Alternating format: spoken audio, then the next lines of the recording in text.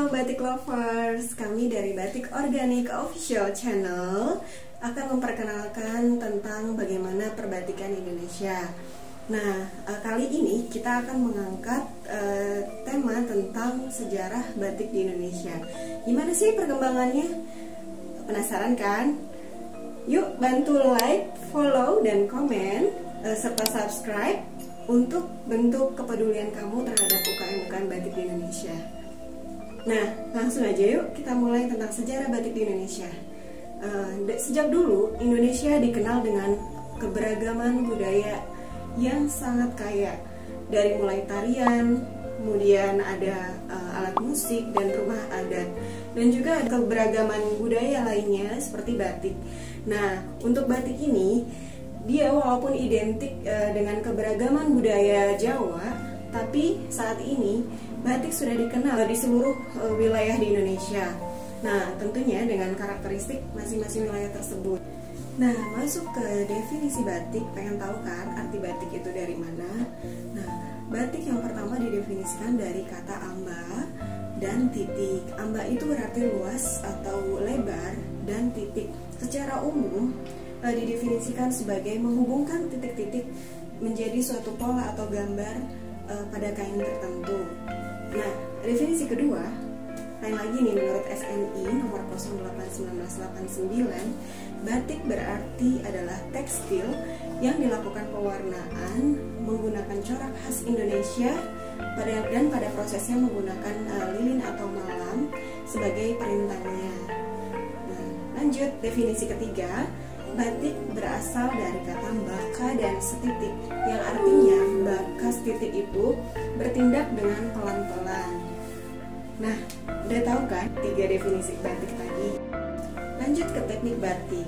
Teknik batik secara umum berarti negatif, plissé, ataupun berkebalikan.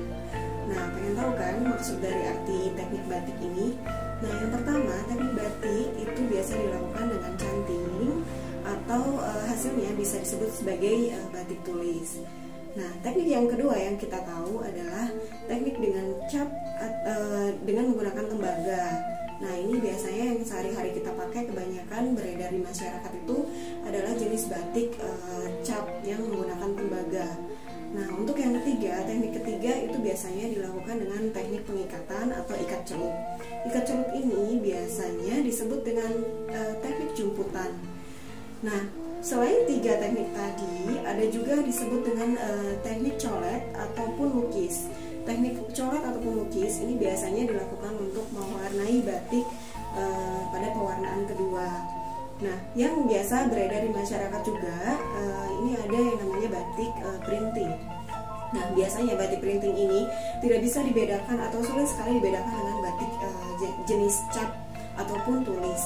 Untuk teknik batik printing itu masyarakat pada umumnya lebih mengetahui bahwa batik tersebut disebut dengan batik. Padahal kenyataannya teknik batik printing tidak bisa disebut sebagai teknik membatik, karena pada dasarnya teknik tersebut hanya menggunakan media digital printing ataupun sablon, teknik sablon. Dan ini tidak bisa disebut batik. Kalau disebut batik itu adalah yang menggunakan teknik dengan menggunakan perintah malam atau lilin. Kembali lagi ke sejarah batik. Secara histori, batik berasal dari suku Jawa. Pada perkembangannya di zaman Kerajaan Majapahit pada abad ke-17, dahulunya batik digunakan hanya untuk bangsawan dan raja-raja. Seiring dengan perkembangan batik, saat itu batik meluas ke berbagai wilayah di kerajaan lainnya, seperti Mataram dan Demak. Akhirnya, karena perkembangan batik yang luar biasa pesat, pembesar-pembesar dari 3 kerajaan tersebut sepakat menjadikan batik sebagai salah satu budaya.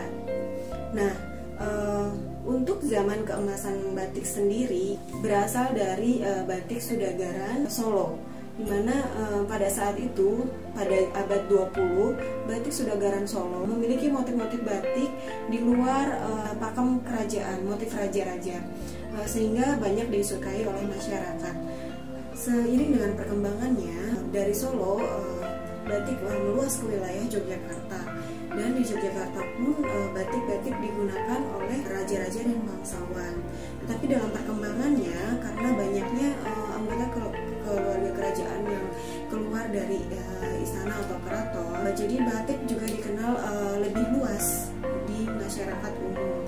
Artinya batik saat ini tidak hanya digunakan untuk kerajaan, tapi juga digunakan oleh masyarakat secara umum. Nah, sudah tahu kan, batik sangat melekat kuat dengan kebudayaan Indonesia. Akhirnya di 2 Oktober 2009, UNESCO meresmikan batik sebagai warisan budaya lisan dan non-bendawi. Pada laman UNESCO sendiri, batik diartikan sebagai teknik simbol budaya yang dituangkan pada kain katun ataupun sutra dengan menggunakan lilin sebagai perintangnya dan pewarnaan yang dilakukan dengan tangan. Udah tahu kan?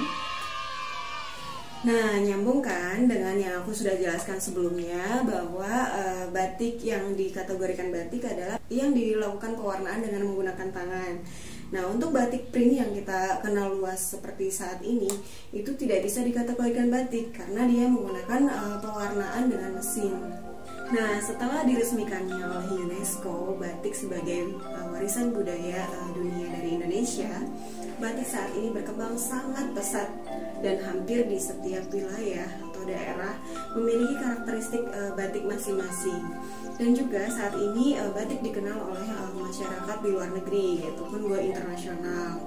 Nah, karena itu kamu harus bangga dong pakai batik.